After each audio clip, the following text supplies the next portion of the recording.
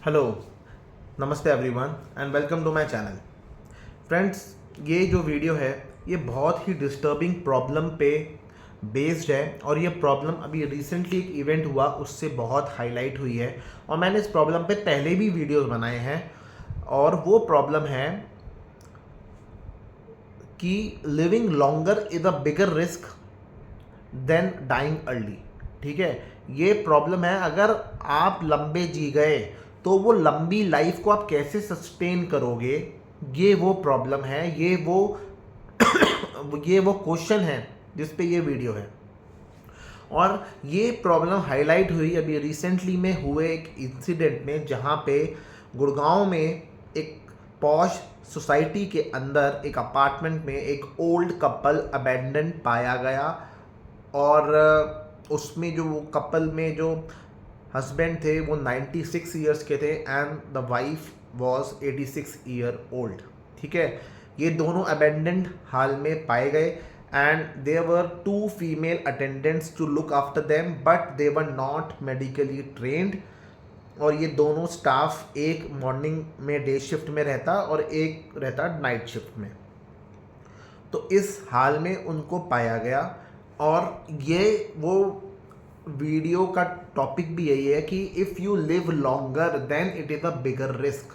तो ये चीज़ आज की डेट में बहुत कॉमन है, बहुत वाइड स्प्रेड है and just like a pandemic ये आगे चल के इंडिया को फेस करनी पड़ेगी। ये सिचुएशन बहुत ऐसी सीनियर पॉपुलेशन है, सीनियर सिटीजन्स हैं जो इस स्टेट में आगे चल के पहुंचने वाले हैं। मे बी आज वो उस स्टेट से कुछ पहले हैं and they are in a position where they can plan for that time.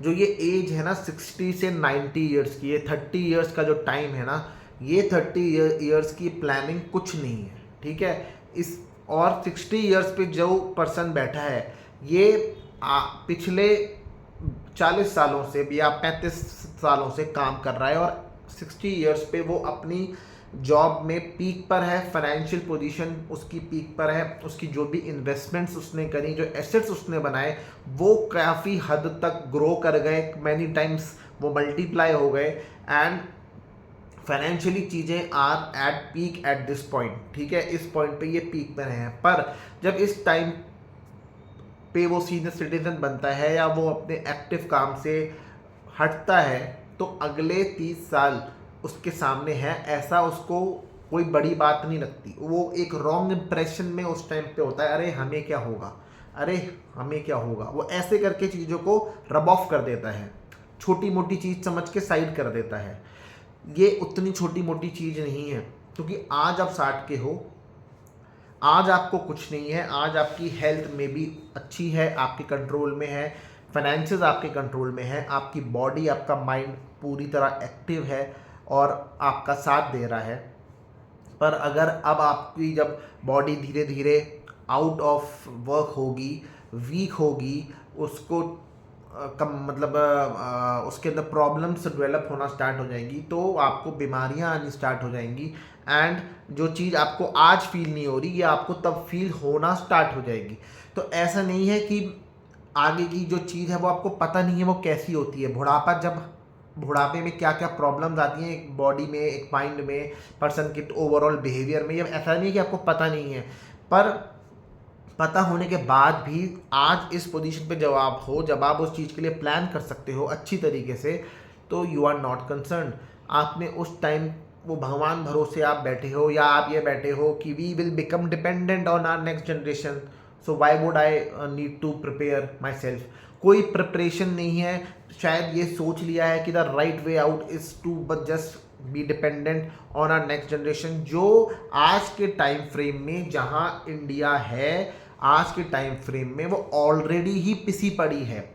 उसको अपने बच्चे भी पालने हैं, उसको अपने बच्चों की भी स्कूल की फीस भरनी है, जो टफ होता जा रहा है क्योंकि उसकी जॉब में उसकी सर्टनिटी कितनी होगी कितनी नहीं ये उसको नहीं पता। ठीक है, उसकी वर्क लाइफ बैलेंस ख़त्म हो चुका है, हाई स्ट्रेस लेवल है, वर्क रिलेटेड स्ट्रेस लेवल बहुत हाई है एंड उसको जो डे टू डे उसके एक्सपेंसेस हैं, फैमिली रन करने के जो एक्सपेंसेस होते हैं, बच्चों के एक्सपेंस होते हैं, ये इंक्रीज होते जा रहे हैं। ठीक है, मैं वांट्स की तो बात ही नहीं कर रहा हूँ, जो नॉर्मल एक्सपेंसेस हैं वो भी इंक्रीज होते जा रहे हैं, जैसे स्कूल फीस हो गई, मेडिकल एक्सपेंस हो गई, ये सब। और इन सब की सर्टेनिटी नहीं है कि कब तक उसकी वो जॉब रहे। आज वो उसको हायर किया गया, कुछ दिनों में उसे फायर कर देंगे, उसको नहीं पता। तो इस टाइप के हाईली फ्लक्चुएटिंग या अनसर्टन एनवायरनमेंट में वो नेक्स्ट जनरेशन ऑपरेट कर रही है, और इसी जनरेशन को अपनी ही इनसिक्योरिटीज़, अपनी ही चिंताएं, अपनी ही आगे को लेके डाउट्स इतने हैं। एंड ऑन दिस जनरेशन, ये जो एल्डर जनरेशन है, they want to depend on this generation. जबकि ये जनरेशन जो है ये मैक्सिमम एसेट्स पे बैठी है। इसने अपने लाइफ में अपनी एक पीक पे आके, ये अभी है जब ये 60 साल पे है, मैक्सिमम एसेट्स इसके कंट्रोल में है, मैक्सिमम प्रॉपर्टी इसके कंट्रोल में है। एंड ये कहीं ना कहीं मेंटल लेवल पे भी अपने आप को मतलब सुपीरियर समझती है, और उसका कुछ हद तक सुपीरियर समझना उसको इस 60 इयर्स की एज तक भी ठीक है, क्योंकि उसने age compare to their parents जो प्री इंडिपेंडेंट इंडिया में जिन्होंने जन्म लिया था, वो उन पेरेंट्स के हिसाब से काफ़ी कुछ अचीव कर गए आज की डेट में। वो पेरेंट्स एजुकेटेड नहीं थे, अच्छी तरीके से सेटल्ड नहीं थे, वेल ऑफ नहीं थे, उनकी एसेट्स इतने नहीं थे, प्रॉपर्टी नहीं थी। तो ये जो जनरेशन है जो आज की डेट में 60 साल की है, 60 से 70 के बीच की है, इस जनरेशन ने उस जनरेशन के कंपैरिजन में काफ़ी एसेट्स बनाए, काफ़ी प्रॉपर्टी बनाई, अपने लिए एक मुकाम बनाया, अपने लिए घर लिया, अपने लिए गाड़ी ली। तो ये काफ़ी वेल ऑफ हैं एज़ कम्पेयर टू उनकी पेरेंट्स वाली जनरेशन में। तो उनको ये मेंटली भी कहीं ना कहीं एक उनके दिमाग में एक ये मतलब मेंटली भी वो हाई है कि भाई हम जैसे हम अथॉरिटी वाले हैं या हम अचीवर्स हैं। हाँ, वो अचीवर्स हैं, पर इस वजह से उनके दिमाग में ये रॉन्ग इम्प्रेशन है कि अथॉरिटी हमारे पास है, पूरा कंट्रोल हमारे पास है, हम चौधरी हैं, हम चौड़े में रहेंगे। मतलब उनके मन में एक अजीब सा ये चौड़ापन है, जिसको डोमिनेटिंग नेचर भी कह सकते हैं उनका। और वो डोमिनेंस इसीलिए आई है क्योंकि उन्होंने अपने पेरेंट्स के कंपैरिजन में बहुत ज़्यादा अचीव करके बना लिया है। एंड जो उनकी नेक्स्ट जनरेशन है वो आज भी स्ट्रगल कर रही है, आज भी स्ट्रगल कर रही है, और उसके लिए अपने दम पे एसेट्स बनाना टफ है। ठीक है, तो वो मेंटली हाई पे हैं। अब इस वजह से क्या है, वो 60 साल पे भी यही समझ रहे हैं, इमेजिनरी वर्ल्ड में रह रहे हैं कि जी आगे भी ऐसी चलेगा, आगे भी कोई दिक्कत जैसे अभी तक नहीं आई ऐसे आगे भी नहीं आएगी। तो सब कुछ होने के बाद, सारे रिसोर्सेज होने के बाद, सारे एसेट्स होने के बाद भी अगर आप प्लानिंग ना करो अगले उस 30 साल की जो आपको जीने हैं, तो ये क्या बहुत बड़ा रिस्क नहीं है? जब वो अगले 30 साल आप कुछ अर्न नहीं करने वाले, आप खाली रहने वाले हो, मे बी आपकी नेक्स्ट जनरेशन आपके एकदम साथ में ना रहती हो, दूसरे शहर में रहती हो, आपके बॉडी जब आपका साथ नहीं देगी, आपका माइंड आपका साथ नहीं देगा, तो आपको नहीं लगता कि ये बहुत रिस्की पोजीशन में आप अपने आप को डालने वाले हो बिना कुछ तैयारी करे कि ये 30 साल कैसे कटेंगे? वही हाल हुआ जो गुड़गांव में एक कपल पाया गया। वो कपल मतलब आपके पास अगर एक पर्टिकुलर लेवल से नीचे के अगर आप हो, अगर आप गरीब हो, पैसे ही नहीं है, पैसे का टोटली अभाव है, आपकी ना कभी पुरानी जनरेशन ने पैसा देखा, ना आपने कभी पैसा देखा, ना आपके बच्चों ने कभी पैसा देखा, तो आप तो उस अभाव में हो, और उस अभाव को दूर अभी इमीडिएटली नहीं किया जा सकता। तो मेरे चैनल की ऑडियंस है, मेरी चैनल की ऑडियंस वो नहीं है। मैं अपने चैनल की ऑडियंस एक particular level of middle class से ऊपर की मानता हूँ, जिनके पास एसेट्स हैं, पैसा है, फाइनेंशियल हिस्ट्री है, सब कुछ है, पर फिर भी दिमाग को ना क्लियर डायरेक्शन नहीं पता कि किस डायरेक्शन में वो बढ़ रहे हैं एंड उसके लिए क्या प्रिपरेशन करनी है। तो मेरी ऑडियंस वो है जो चाहे तो अपने रिसोर्सेज को यूटिलाइज करके, रीस्ट्रक्चर करके, अपनी नेक्स्ट जनरेशन से मिल के, बैठ के, बात करके, उनको इन्वॉल्व करके रीस्ट्रक्चरिंग में ये सब चीज़ की प्लानिंग आराम से कर सकती है। नेक्स्ट जनरेशन जब कोई ऑफर लेके आती है, जब कोई प्रपोजल लेके आती है, तो स्ट्रेट अवे ये जनरेशन उसको रिजेक्ट कर देती है। उसको ये लगता है कि तुम्हारी नज़र तो हमारे पैसों पर है, तुम्हारी नज़र तो हमारी घर पर है। तो आप क्या चाहते हो? आपके बच्चों की नज़र आपके घर पे ना हो या आपके पैसों पे ना हो तो किसकी हो? आपके पड़ोसी की हो, आपके रिश्तेदार की हो, किसकी होनी चाहिए? तो अगर आपका बच्चा आपके पास कोई ऑफर लेके आ रहा है, कोई सजेशन लेके आ रहा है, कुछ प्रपोजल लेके आ रहा है कि कोई चीज़ रीस्ट्रक्चर करनी है, जो अनप्रोडक्टिव आपका पैसा कहीं ब्लॉक्ड है या वहाँ से कुछ रिटर्न्स इतने अच्छे नहीं आ रहे, तो अच्छे रिटर्न्स कहाँ से आ सकते हैं, वो कुछ आइडिया लेके आए, तो आप स्ट्रेट अवे उसको रिजेक्ट कर दे रहे हो उस पॉइंट पे, एंड उसी से एक्सपेक्ट कर रहे हो आगे चल के कि भाई जब हम बूढ़े हो जाएंगे, जब हम ये हो जाएंगे, तब आप हमारी सेवा करना।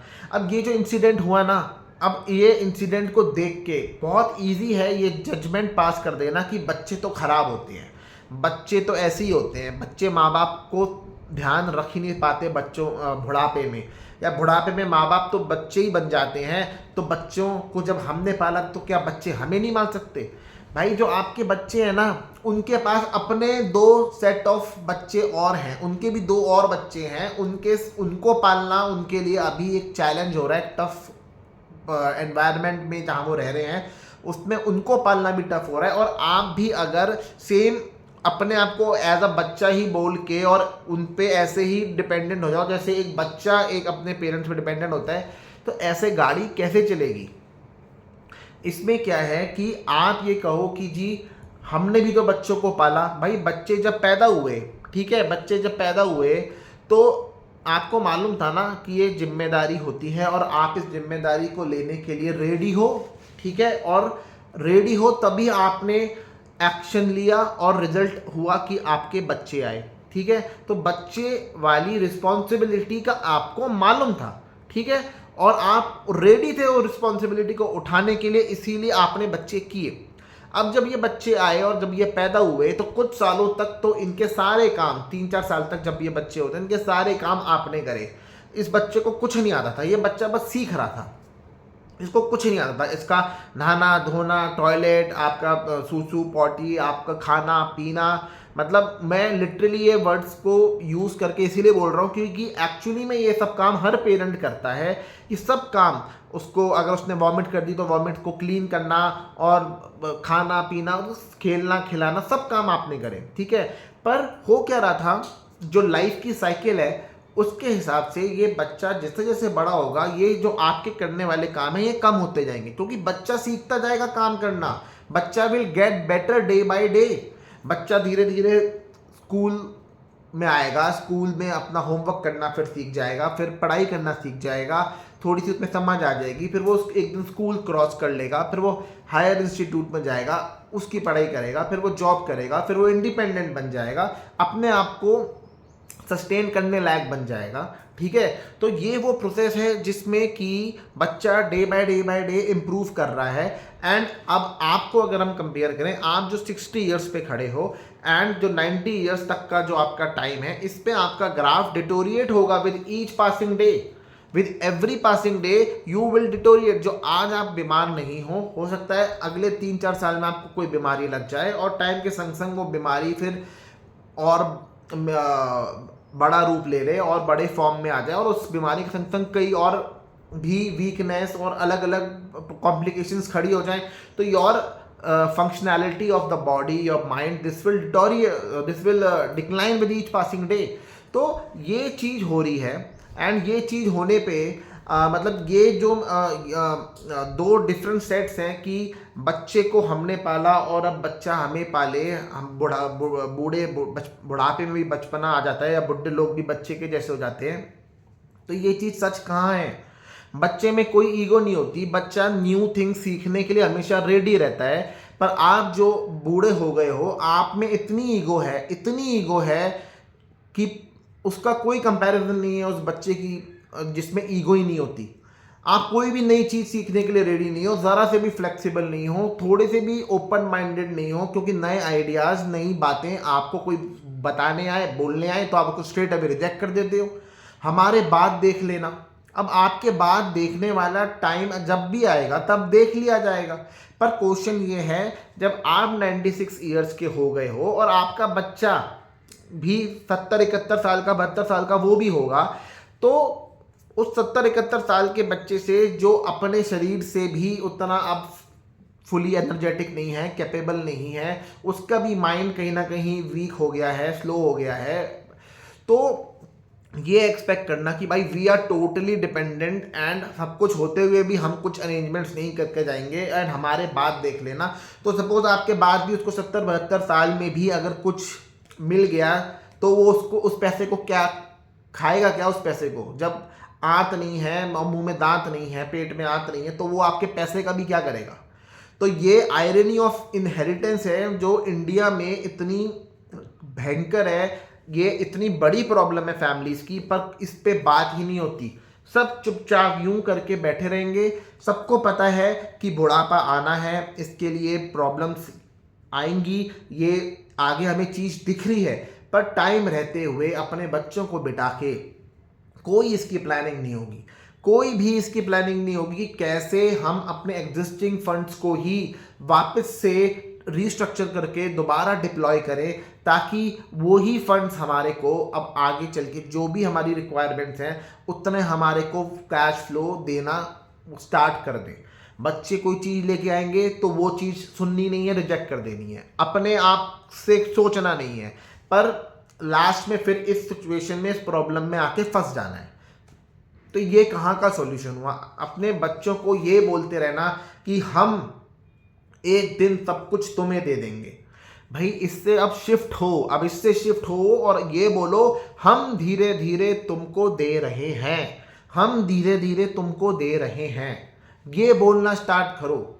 क्योंकि आप अपने एसेट्स ही हैं, एक मिडिल क्लास या एक particular level of middle class और उससे ऊपर की जो लोग हैं, जो मेरी ऑडियंस है, आप लोगों के पास रिसोर्सेज, एसेट्स सब कुछ हैं, फाइनेंशियल हिस्ट्री है जिसको यूज़ करके आप और एसेट्स क्रिएट कर सकते हो। तो अपने पैसों को रीस्ट्रक्चर करो, उनकी फॉर्म बदलो। आपने जो ये पेपर एसेट्स खरीद रखे हैं, जो ये आपने एफडीज करा रखी हैं, ये एफडीज की वैल्यू 15 साल बाद, 20 साल बाद कुछ नहीं रह जानी। जो इसमें ब्याज तो भूल जाओ, जो इसका मूल अमाउंट भी है, वो मूल अमाउंट भी इतना सा वैल्यू रखेगा कि 7-8 लोग, 10 लोग कहीं अच्छे रेस्टोरेंट में, किसी गुड़गांव का किसी अच्छे टॉप रेस्टोरेंट में खा पी के आ गए, इतनी ही वैल्यू होगी उस एफडी के पैसों की। तो उन पैसों को धीरे धीरे पेपर एसेट्स से निकाल के रियल एसेट्स में शिफ्ट करो, जिसकी रिटर्न्स जो आएंगी वो इन्फ्लेशन एडजस्टेड रिटर्न आती हैं। इन्फ्लेशन जो आपकी एफडी के इंटरेस्ट को बीट कर देगी या उसके इंटरेस्ट को खा जाएगी, ये बहुत बड़ा विलन होता है इन्फ्लेशन रिटर्न्स की कैलकुलेशन को करते हुए। तो एसेट्स जिसकी रिटर्न्स इन्फ्लेशन एडजस्टेड हों, उसमें पैसा लगाओ, उसमें पैसा शिफ्ट करो। इसके लिए ही नेक्स्ट जनरेशन से बात करनी है, उनके संग बैठ के आपको डिस्कस करना है रीस्ट्रक्चर करने के बारे में और अपनी लाइफ को आगे ठीक से चलाने के लिए। क्योंकि 60 से 90 साल, जो ये 30 साल आपके हैं, वो ठीक से सस्टेनेबल बेसिस पे आपको गुजारने हैं। प्लस जो आपकी नेक्स्ट जनरेशन है उसकी भी इनसिक्योरिटीज़ और अनसर्टेनिटी एड्रेस हो जाएगी अगर आप ये चीज़ क्लियरली अभी कर देते हो। अमिताभ बच्चन जो ये जिन्होंने एक बहुत मतलब मूवी आई थी बागबान, उस बागबान मूवी में जब भी ये मूवी कोई भी पेरेंट देखता है उसको यही लगता है कि वो अमिताभ बच्चन वाले ही मोड में चला गया, उसके बच्चों ने उसको धोखा दे दिया और बच्चों के घर में वो रहने गया। जबकि आज की डेट में बच्चे माँ बाप के घर में रह रहे हैं, माँ बाप बच्चों के घरों में अभी तक नहीं ज़्यादा रह रहे। मेजॉरिटी ऑफ द केसेस में बच्चे ही माँ बाप के घरों में रह रहे हैं, ठीक है। और दूसरा, अमिताभ बच्चन को रियल लाइफ में देखो कि उसने क्या किया। रियल लाइफ में अमिताभ बच्चन ने आज भी अपने घर में जहाँ वो रहता है उसके घर में उसके साथ उसके बच्चे, जो उसके बेटा और उसकी वाइफ ऐश्वर्या जो हैं वो उसके संग रहते हैं। और उसने अभी अपनी बेटी को अपना एक बंगलो वो उनके नाम किया and he is still earning. वो आज की डेट में भी अपनी फैमिली के मैक्सिमम अर्निंग वाले मेंबर होंगे। तो अमिताभ बच्चन का सिर्फ एक ही आप कैरेक्टर को देख के पूरी पिक्चर में सिर्फ सिलेक्टेड आपने उतनी चीज़ उठा ली और अब वही देख रहे हो। रियल लाइफ में देखो ना, अमिताभ बच्चन की लाइफ देखनी है तो वो नहीं देखेंगे। अब उसमें कैसे अपने एसेट्स को बढ़ाना चाहिए, अपनी अर्निंग कैपेसिटी को टाइम टू टाइम आपको ठीक रखना चाहिए कि आप आउट ऑफ वर्क भी ना हो, ताकि अगर आप आउट ऑफ वर्क नहीं होगे तो आपका माइंड ऑक्यूपाइड रहेगा, उल्टे सीधे ख्याल नहीं आएंगे, फालतू की चीज़ें डिस्कस करने वाली नहीं होंगी। जो ये माँ बाप बच्चों को हमेशा क्रिटिसाइज करने के लिए रोज़ सुबह सुबह व्हाट्सएप पे मैसेज भेज देते हैं ना कि माँ बाप तो ऐसे और माँ बाप तो ऐसे, बच्चों को तो ऐसे करना चाहिए वैसे करना चाहिए। ये क्या होता है? इससे क्या मतलब ये प्लान है बुढ़ापा चैन से काटने का? ये प्लान है क्या? तो प्लान बनाना है। ये जो गुड़गांव में हुआ, ये इसमें बच्चों ने गलत किया या माँ बाप ने गलत किया, कहाँ बच्चे गलत थे कहाँ माँ बाप गलत थे, इस पे डिबेट करने की बजाय ये कर लेना चाहिए कि कुछ तो प्लान बनाना चाहिए कि ये टाइम लाइफ में सब जनों की लाइफ में आएगा, सब जनों की लाइफ में आएगा। और अगर एक पर्टिकुलर लेवल से आप बैठे, पर्टिकुलर लेवल के ऊपर अगर आप लोग हो, तो आपके पास जब आप 60 साल के हो, 55-60 साल के हो, आपके पास बतेरे एसेट्स होंगे, बतेरी जगह आपने पैसा इन्वेस्टेड कर रखा होगा। उन पैसों से, उन एसेट से ही आपके फ्यूचर की ये दोनों प्रॉब्लम सॉल्व होंगी। एक तो आपकी जो ये 90 साल तक की लाइफ है ये सॉर्ट आउट होएगी, और आपकी जो जनरेशन अगली वाली है उसकी इनसिक्योरिटी सॉर्ट आउट होगी। इसमें मैंने इतना मतलब ओल्ड एज के लोगों को एक तो ओल्ड एज के अपने जो दूसरे लोग हैं सोसाइटी के, उनसे दोस्ती नहीं करनी चाहिए। एक ओल्ड एज वाला बंदा जिसके दिमाग में नेगेटिव कुछ है ना, वो सब उस ओल्ड एज वाले को भी नेगेटिव ख्यालों वाले बीच डाल देगा उसके दिमाग में, जिसकी लाइफ में कोई गड़बड़ नहीं चल रही, एकदम मज़े से चल रही है। तो एक तो उस ओल्ड एज वाले इंसान से दोस्ती मत करो। अगर कुछ हो गया आपको, तो ये ओल्ड एज वाला आपका फ्रेंड नहीं आएगा आपको बचाने के लिए। आपके काम आपके ही बच्चे आएंगे, आपके ही नियर एंड डियर वन आएंगे, अगर आप लोगों ने उनसे बना के रखी है। अगर पूरे टाइम आपने अपने बच्चों को क्रिटिसाइज ही करा है, सिर्फ और सिर्फ कड़वी बातें ही बोली हैं, चुभने वाली बातें ही बोली हैं, तो बच्चा भी आपसे खुशी खुशी क्यों आके बात करेगा? फिर आपको ये शिकायत करनी है कि तुम तो बात ही नहीं करते, तुम्हारे पास तो हमारे लिए टाइम ही नहीं है। भाई टाइम होएगा भी तो वो अपना टाइम खराब क्यों करेगा आपसे बात करने में? आपकी बातों में जब इतने कांटे लगे होंगे तो वो क्यों करेगा? एज अ पेरेंट आपको कम से कम, अगर आप बच्चे की लाइफ में कुछ वैल्यू ऐड नहीं कर सकते, तो उसकी एग्जिस्टिंग लाइफ जो भी चल रही है उसमें किसी ना किसी तरीके से ठंडक, शीतलता, अटैचमेंट, कंपैशन, प्यार, अपनापन, ये किसी ना किसी फॉर्म में उसको देने की कोशिश करो। जब भी वो लौट के आए बाहर से, तो उसको अच्छी तरीके से वेलकम करो। आ गया तू, आ गई तू, उसको पानी दो, उसको चाय दो, या उसको रिलैक्स करने दो। जब भी उसको शांति से पाओ, एकांत में पाओ, तो उसके पास जाके बैठो, शांति से उससे उसकी लाइफ के बारे में समझो, उसकी लाइफ की परेशानियां क्या हैं जिससे वो जूझ रहा है, क्या चैलेंजेस हैं जिसको वो नेविगेट नहीं कर पा रहा है, एंड उसके सामने ये वाले मोड में रहो कि मैं तेरे लिए क्या कर सकता हूँ, तू ये बता मैं तेरे लिए क्या करूँ। तो ये मोड में रहना है। पर ये जो जनरेशन है ये अपनी ही अथॉरिटी वाले मोड में ही है, ये अपने ही मतलब जोन में है। इस जनरेशन को अपने बच्चों के हिसाब से थोड़ा सा एडजस्ट होना पड़ेगा, अपने उस अथॉरिटी मोड से बाहर आना पड़ेगा, क्योंकि आने वाली लाइफ में आपको आपके बच्चे ही काम आएंगे और कोई काम नहीं आएगा। पुराने ज़माने में, आज से 2000 साल पहले इंडियन स्क्रिप्चर्स में भी ये बात लिखी है, वानप्रस्थ आश्रम नाम से एक चीज़ होती थी, जहाँ पे जो पेरेंट्स थे अपने लड़के के शादी होने के बाद वो घर छोड़ के उस आश्रम में चले जाया करते थे। वानप्रस्थ मतलब वन की तरफ, वन मतलब फॉरेस्ट, फॉरेस्ट की तरफ प्रस्थान करना मतलब चले जाना और आश्रम में रहना। और इस घर को वो छोड़ दिया करते थे जहाँ पे उसके लड़के की शादी हो जाती थी, और वो और उसकी वाइफ रहते थे। तो सारा कंट्रोल, आगे की सारी चीज़ों का जो भी मतलब ओनरशिप है, सब उस नेक्स्ट जनरेशन को पास ऑन करके चले जाया करते थे। पर आज की डेट में एग्जैक्टली लिटरली आप यही करो, ऐसा तो नहीं कोई मैं बोल रहा हूँ इसमें। लेकिन ये है कि नेक्स्ट जनरेशन के हिसाब से आपको अपना थोड़ा सा तो एडजस्टमेंट करो, आप कम से कम थोड़ा सा एडजस्टमेंट करो, उस अथॉरिटी मोड से आप बाहर आओ, और इस नेक्स्ट जनरेशन के हिसाब से आप अपना जो भी चेंजेस करने हैं, जो ज़रूरी हैं करने, बैठ के मिल के बात करके तसल्ली से उसको इम्प्लीमेंट करो।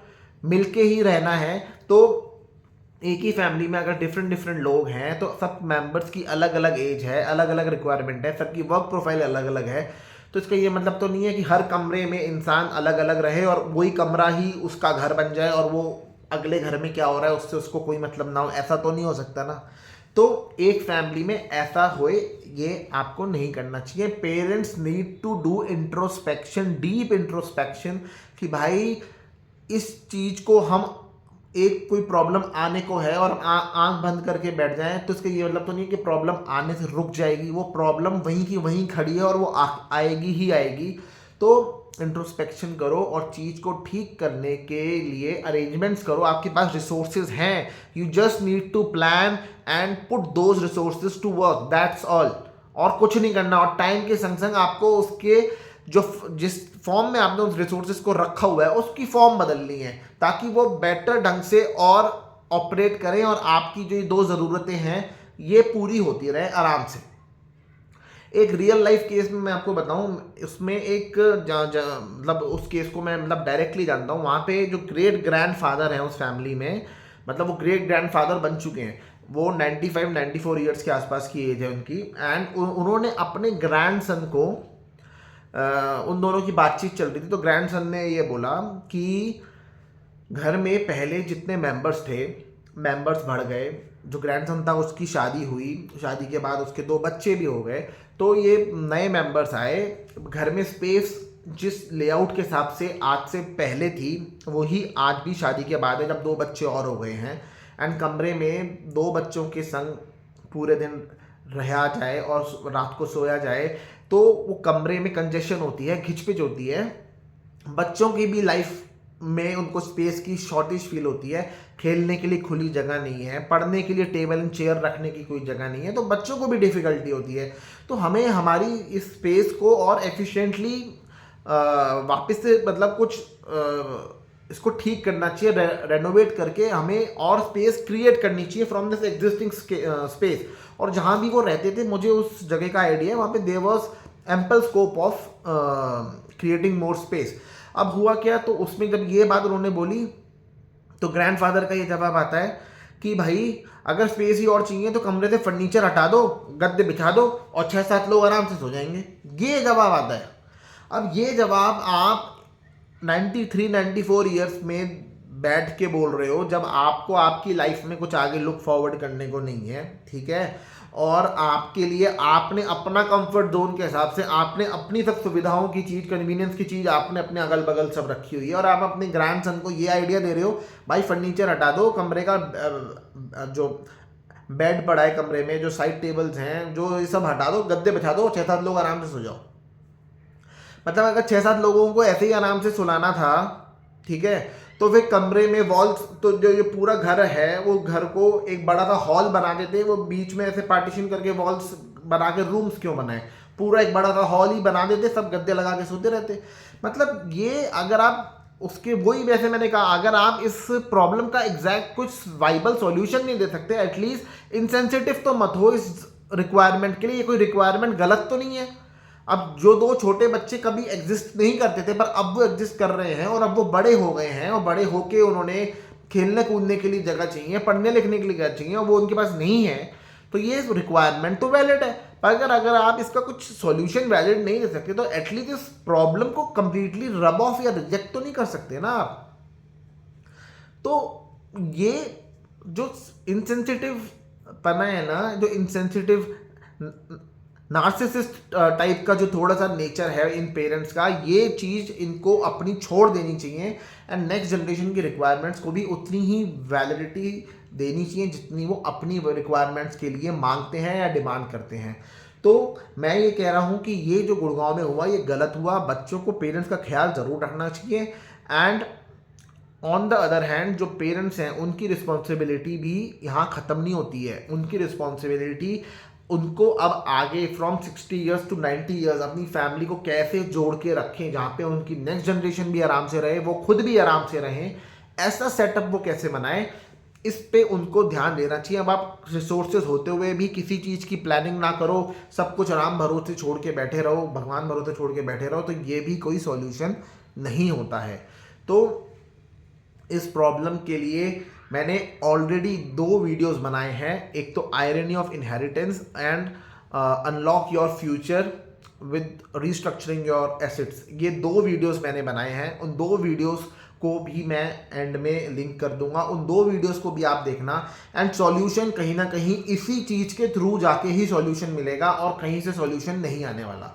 अचानक से आपको कोई बहुत बड़ी कोई गेन नहीं होने वाला जहाँ आपको करोड़ों रुपया मिल जाए, आपको अचानक कोई अपनी प्रॉपर्टी नहीं दे जाने वाला जो आपको बहुत मतलब मॉनेटरी वैल्यू दे दे।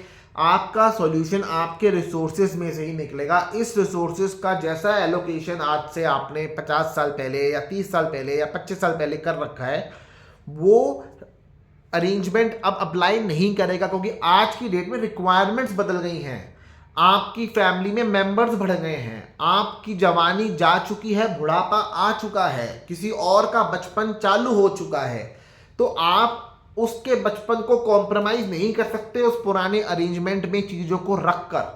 तो ये मेरा इस वीडियो का मैसेज था। प्लीज़ अपने नेक्स्ट जनरेशन से बात करो, चुप रहना बंद करो। चुप रहना is not the solution. Communication start करो अपनी फैमिली में, कम्युनिकेशन बैरियर्स को तोड़ो एंड कम्युनिकेशन स्टार्ट करो और नेक्स्ट जनरेशन को इन्वॉल्व करो इस पूरे प्रोसेस में। तो प्लीज़ इस वीडियो पे आपका क्या फीडबैक है, प्लीज़ फीडबैक अपने मेरे कमेंट बॉक्स में दीजिएगा एंड ज़्यादा से ज़्यादा कमेंट दीजिएगा, ताकि ये पता चले कि क्या एक्चुअली स्टेटस है, क्या जितनी वाइड स्प्रेड ये प्रॉब्लम नज़र आ रही है उसके इम्प्लीकेशंस क्या क्या हैं। आप अपनी स्टोरी, अपने एक्सपीरियंस इस कमेंट बॉक्स में दीजिएगा, ताकि और लोगों को भी ये पता चले कि ये सिर्फ उनकी लाइफ की स्टोरी नहीं है। तो वीडियो पसंद आया हो तो लाइक कीजिएगा, शेयर कीजिएगा एंड चैनल को सब्सक्राइब ज़रूर कीजिएगा। Thank you so much.